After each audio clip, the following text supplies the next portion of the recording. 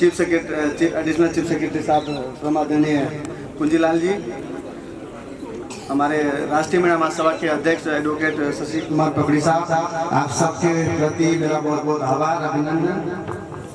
और मैं विशेषकर चूरू वासियों के लिए, चूरू के निवासियों के लिए बहुत बहुत बधाई, आपको मुबारकबाद कि आपने एक दूर तरह के इलाके में, शेखावटी में हमारे समाज का जो राष्ट्रीय महिला महासभा के माध्यम से जो बीज जलाया है, जिसके माध्यम से हमारे समाज को जो ताकत दी है, उस ताकत का नतीजा आज हम सबको देखने को मिल रहा है। उसके माध्यम से हमारी सोसाइटी को बहुत फायदा हुआ है। इस सब काम के लिए मैं राष्ट्रीय महिला महासभा के हमारे पूर्व राष्ट्रीय अध्यक्ष BL मीना साहब, स्वर्गीय BL मीना साहब जी के प्रति बड़ा आभारी हूँ कि जो मुहिम उन्होंने 25 साल पहले हमारी सोसाइटी को शैक्षिक रूप से मजबूत बनाने के लिए शुरू की, उसका नतीजा आज पूरे राजस्थान में ही नहीं बल्कि मध्य प्रदेश, महाराष्ट्र, यूपी, हरियाणा तक में देखने को मिल रहा है। और मैं चूरू जिले में डॉक्टर हमारे आदरणीय एडिशनल चीफ सेक्रेटरी साहब बैठे हैं, मैं एजुकेशन हमारा एक ऐसा मसला है, शिक्षा व्यक्ति को दे दीजिए, शिक्षा समाज तक पहुंचा दीजिए, उसकी व्यवस्था कर दीजिए, सारे काम अपने आप कर लेंगे, सारी लड़ाई अपने आप लड़ लेंगे। और आज हमारा समाज, मुझे इस बात का दुख भी होता है कभी कभी, हमारा समाज एकदम रेसिस्टेंस पीरियड है, बड़े संकट के दौर से गुजर रहा है। उस संकट को बड़ा दुख होता है कि हमारे बुद्धिजीवी समझ नहीं पा रहे हैं कि ये संकट कहाँ हमको ले जाएगा, हमारे बच्चों का भविष्य क्या होगा, हमारी पीढ़ियों को क्या होगा, हमारी बेटियों का क्या होगा। लेकिन बहुत बहुत ज्यादा अनकंट्रोल्ड हमारी सोसाइटी आज की तारीख में है। माननीय एडिशनल चीफ सेक्रेटरी साहब कुंजीलाल जी इस बात से बहुत अच्छी तरह वाकिफ है कि हम तरक्की तो किए हैं, लेकिन तरक्की के साथ साथ हम अनकंट्रोल्ड हो गए हैं। हमारे पास कोई लगाम नहीं है, हमारे पास कोई भेड़दौड़ी नहीं है और हम अनकंट्रोल्ड सोसाइटी की ओर जा रहे हैं। माननीय रामनारायण जी मीना साहब, जिनका बड़ा व्यक्तित्व है, बड़ा लंबा अनुभव है राजनीतिक में, बड़ा नाम आपने कमाया, आपके अंदर की पीड़ा है कि मेरा समाज जो तरक्की हम करना चाहते थे वो क्यों नहीं कर पाए, हमारा समाज उस मुकाम पर क्यों नहीं पहुंच पाया जिसके हम हकदार हैं। तो आज एक अच्छा मौका राष्ट्रीय महिला महासभा ने दिया। और मैं बताना चाहूंगा सर, मैं 2012 में जब गुवाहाटी से ट्रांसफर होकर राजस्थान में आया, इंदिरा गांधी राष्ट्रीय मुक्त विश्वविद्यालय के डिस्ट्रिक्ट लेवल पर सेंटर नहीं थे। मैंने चूरू लोहिया कॉलेज में 2014-15 में प्रयास करके, सघन प्रयास करके लगातार 2 साल तक मैंने प्रयास किया। मैं चाहता था कि हमारे राष्ट्रीय मुक्त विश्वविद्यालय के माध्यम से हमारी बच्चियों को, हमारे बेटों को फायदा मिले, लेकिन सेंटर नहीं था सर। लोहिया कॉलेज में MD गोरा जी प्रिंसिपल हुआ करते थे, कई लोग जानते होंगे। मैंने लगातार कोशिश करी और वो मैं कामयाब हुआ।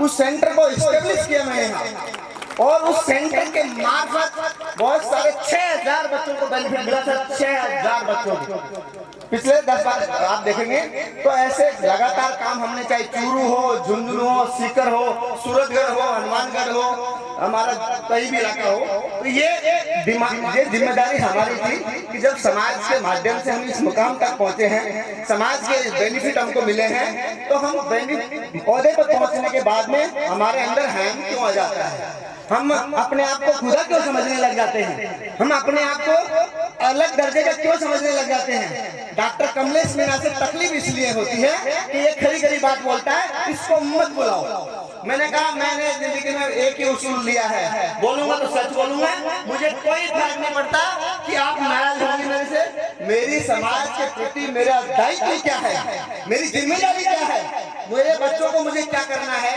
उस काम को बहुत ईमानदारी से करूंगा। और ये काम मैं आज तक अभी तक कर रहा हूँ।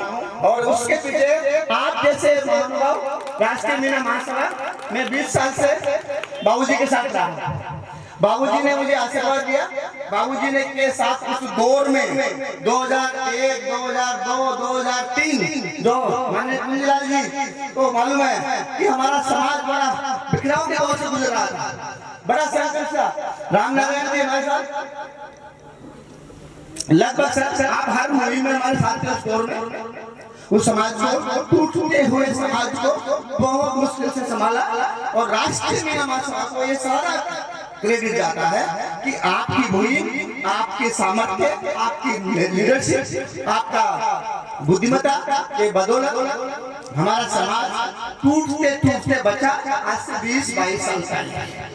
मैं उनके लिए राष्ट्रीय बील हमारे स्वर्गीय बील मीणा साहब के प्रति बहुत दिल से आभारी हूँ, दिल से धन्यवाद उनको। उनका व्यक्तित्व, उनका जो नॉलेज थी, ड्राफ्टिंग करने का जो स्टाइल था, संविधान के बारे में जानकारी थी, आज कितने व्यक्तियों को, कितने व्यक्ति इस पढ़ना लिखना अलग मसला है, पढ़ लिखे तो बहुत गए, लिटरेसी रेट बढ़ाना अलग है, बौद्धिक क्षमता बढ़ाना अलग है। हमारी बौद्धिक क्षमताएं कितनी है ये हमको सोचना पड़ेगा, और हम कितना कंट्रीब्यूशन हमारी सोसाइटी के लिए दे पा रहे हैं ये भी देखना पड़ेगा।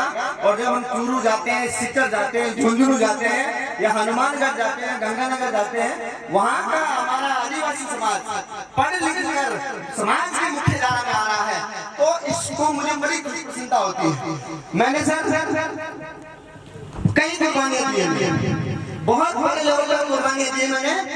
मैंने कई जगह सिलेक्शन में जहां मेरा नंबर था मैं पीछे हटाऊं, और मैं जहां पर जान के इंटरव्यू में गया हूं ताकि मेरे व्यक्ति को मौका मिले, फॉर्म पूरा हो जाए। ऐसी जगह चूरू से बच्चों का सिलेक्शन हुआ, झुंझुनू से सिलेक्शन हुआ, अलवर से सिलेक्शन हुआ, सीकर से सिलेक्शन हुआ।